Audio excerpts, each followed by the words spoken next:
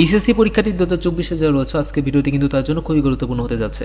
So যেদিন থেকে তোমাদের পরীক্ষা বাতিল করা হয়েছিল মূলত তখন থেকে কিন্তু শিক্ষার্থীরা বিভিন্ন সমস্যার মধ্যে রয়েছে, বিভিন্ন কনফিউশন, বিভিন্ন ভোগান্তির মধ্যে রয়েছে।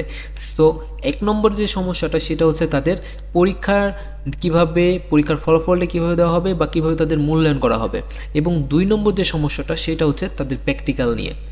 সো 1 নম্বর যে বিষয়টি ক্লিয়ার করি আগে তোমাদের, যে পরীক্ষা কীভাবে তৈরি করা হবে বা ফলাফল কীভাবে দেওয়া হবে, সেটা দেওয়া হবে 3 ভাবে।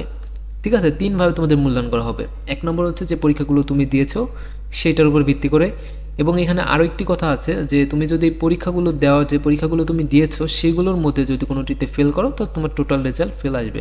ক্লিয়ার?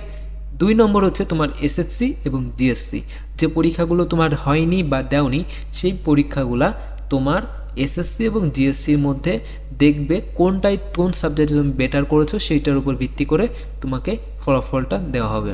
সো আশা করি এখানে ক্লিয়ার হয়েছো।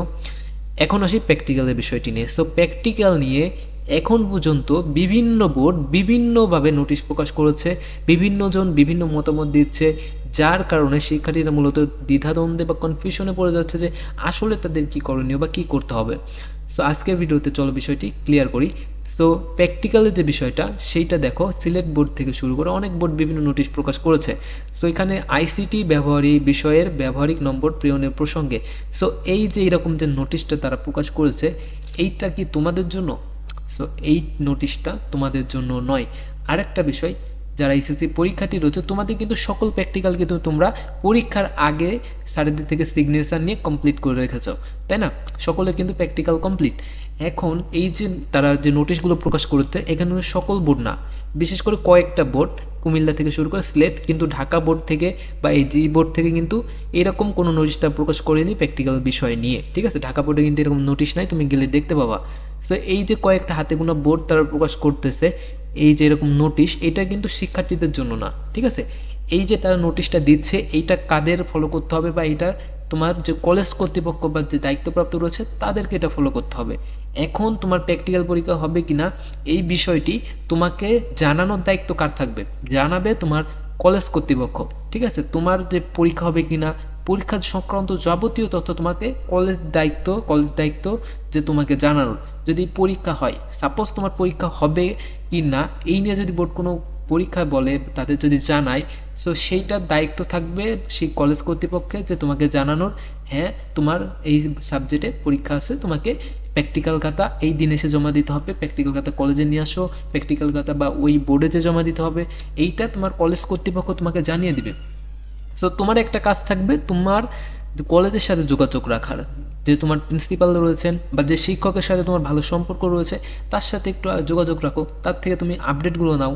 ঠিক আছে, সো এইটা নিয়ে তোমার মাথা ব্যথা বা বিভিন্ন কনফিউশনে পড়ার কোনো কারণ নাই, তুমি নিশ্চিন্তে থাকতে পারো। তোমার যে বিষয়টা রয়েছে, তোমার প্র্যাকটিক্যালের যে বিষয়টা, সেইটা শিক্ষক যারা রয়েছেন, তোমার কলেজ কর্তৃপক্ষ যারা রয়েছে তারা তোমার বিষয়টি নিয়ে ভাববে, এবং যদি কোনো বিষয় জানানোর হয় তারা তোমাকে জানাবে, এই দায়িত্বটা কিন্তু তাদের।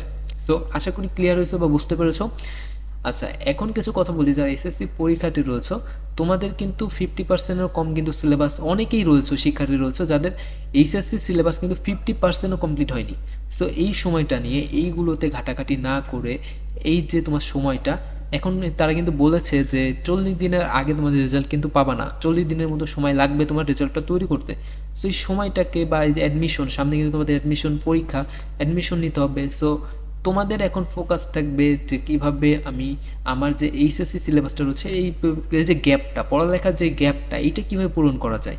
সামনে তোমার অ্যাডমিশন পরীক্ষা, এইগুলো নিয়ে তুমি যদি পড়ে থাকো তাহলে তোমার অ্যাডমিশনে নিয়ে ভবিষ্যতে কিন্তু এটা খুব বড় কিন্তু একটা প্রভাব ফেলবে।